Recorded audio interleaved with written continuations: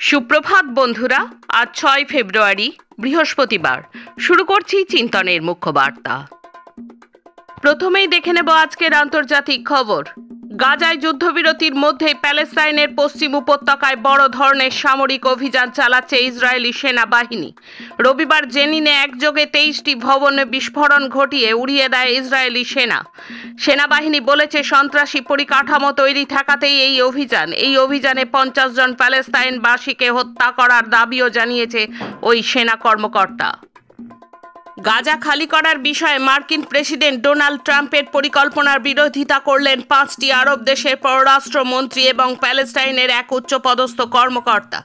চিঠিতে সই করেছেন জর্ডান, মিশর, সৌদি আরব, কাতার এবং সংযুক্ত আরব আমিরাতের পররাষ্ট্রমন্ত্রীরা। এছাড়া ফিলিস্তিনের প্রেসিডেন্টের উপদেষ্টা হুসেন আল শেখ ও এই চিঠিতে সই করেছেন। দক্ষিণ আফ্রিকায় ভূমি বণ্টন নিয়ে দুর্নীতির প্রসঙ্গ তুলে এবার তহবিল বন্ধের ঘোষণা করলেন মার্কিন প্রেসিডেন্ট ট্রাম্প। দক্ষিণ আফ্রিকায় শ্বেতাঙ্গ শোষণের ও বৈষম্যের যে প্রচেষ্টা, রক্ষণশীল দক্ষিণপন্থীরা তার তীব্র সমালোচনা করেন। এই সমালোচনাকারীদের একজন ট্রাম্প ঘনিষ্ঠ ইলন মাস্ক। ট্রাম্প এক সরকারি নোটে বলেন, দক্ষিণ আফ্রিকা জুড়ে জমি অধিগ্রহণ ও বণ্টন নিয়ে বিভিন্ন দেশ ঠিক কী করছে সেই নিয়ে একটি বড় মাপের পর্যালোচনা করা হবে এবং ততদিন পর্যন্ত কোনো মার্কিন আর্থিক সহায়তা বরাদ্দ করা হবে না। আমেরিকা থেকে অবৈধ ভারতীয় অভিবাসীদের ভারতে ফেরত পাঠানো শুরু করল ট্রাম্প প্রশাসন। প্রথম দফায় 205 জনের বেশি ভারতীয়কে মাল বহনকারী বিমানে করে দিল্লিতে পাঠানো হয়েছে।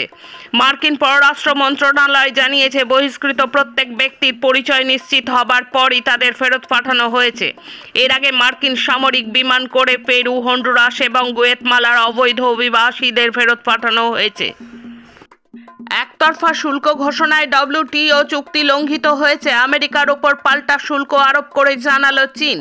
কঙ্গোর জেলে কয়েকশো মহিলাকে ধর্ষণ ও আগুনে পুড়িয়ে হত্যার অভিযোগ। শিউরে উঠল রাষ্ট্রপুঞ্জের দপ্তর। পাক ভারত আলোচনায় কাশ্মীর সমস্যা সমাধানের একমাত্র পথ, জানালেন পাক প্রধানমন্ত্রী শরীফ। আসছি দেশের খবরে। গতকাল ছিল দিল্লি বিধানসভা ভোট। হিসাব কষেই সকাল থেকে মিডিয়া দেখালো মোদির প্রয়াগে ডুব দেবার ছবি, আর সন্ধ্যায় পূর্বাভাস দিল বিজেপি দিল্লি দখল করছে। কুম্ভে মোদি ডুব দিলেন ব্র্যান্ডেড জ্যাকেট এবং লোয়ার পরে, যা মানুষের চোখে দৃষ্টিকটু ঠেকেছে বলেছেন বহু সাধারণ মানুষ।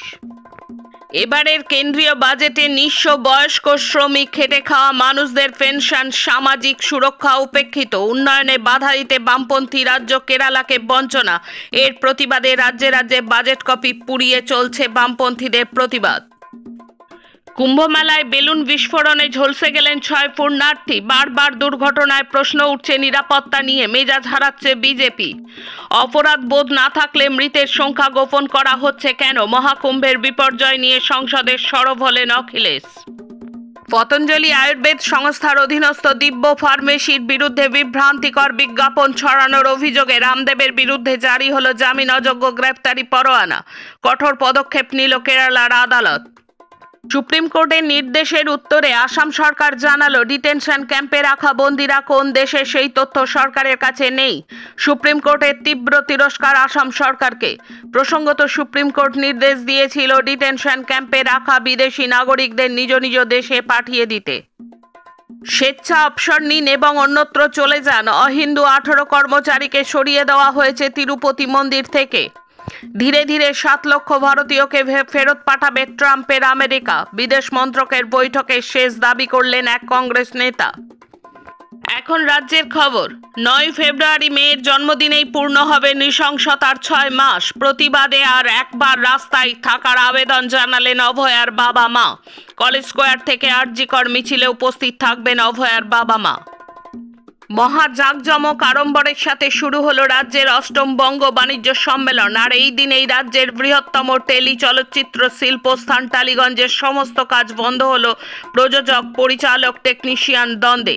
অভয়ার প্রতিবাদে যে পরিচালকরা সামিল হয়েছিলেন তাদের সমস্ত কাজ বন্ধ করে দেওয়া হয়েছে, অভিযোগ চিত্র পরিচালকদের। বহু প্রশ্নের উত্তর উজ্জ্ব রেখে 8ম বঙ্গ বিশ্ব বাণিজ্য সম্মেলন থেকে দেউচা পাচামিতে আজ থেকে কয়লা উত্তোলনের ঘোষণা করলেন মমতা। জানালেন 12 লক্ষ কোটি টাকার বিনিয়োগ এসেছে। প্রশ্ন উঠছে, এই বিনিয়োগের কোনো কিছু চোখে দেখতে পান না কেন রাজ্যবাসী? ছাত্র নির্বাচন বন্ধের জের যাদবপুরে আভ্যন্তরীণ অভিযোগ কমিটিতে পড়ুয়া প্রতিনিধি বাছতে হলো ভোটাভুটি। 2020 সালের শেষ ছাত্র সংসদ নির্বাচন হয় যাদবপুরে। শেষে খেলার খবর। ঘরের মাঠে দুরন্ত পারফরম্যান্স মোহনবাগানের। পাঞ্জাবকে 3-0 গোলে হেলায় হারিয়ে প্রথম দল হিসেবে আইএসএল এর সুপার 6-এ মোহনবাগান। হকি ইন্ডিয়া লিগে চ্যাম্পিয়ন হলো রাঁচির আর বেঙ্গল টাইগার্স পুরুষ দল। রাউরকেল্লা বিরসা মুন্ডা হকি স্টেডিয়ামে হায়দ্রাবাদ তুফানসকে 4-3 গোলে হারিয়েছে বাংলার এই দল। ফাইনালে হ্যাট্রিক করেন যুবরাজ সিং। 6 মিনিট বাকি থাকতে পেনাল্টি কর্নার থেকে গোল করে জয় ছিনিয়ে আনেন স্যাম লেন।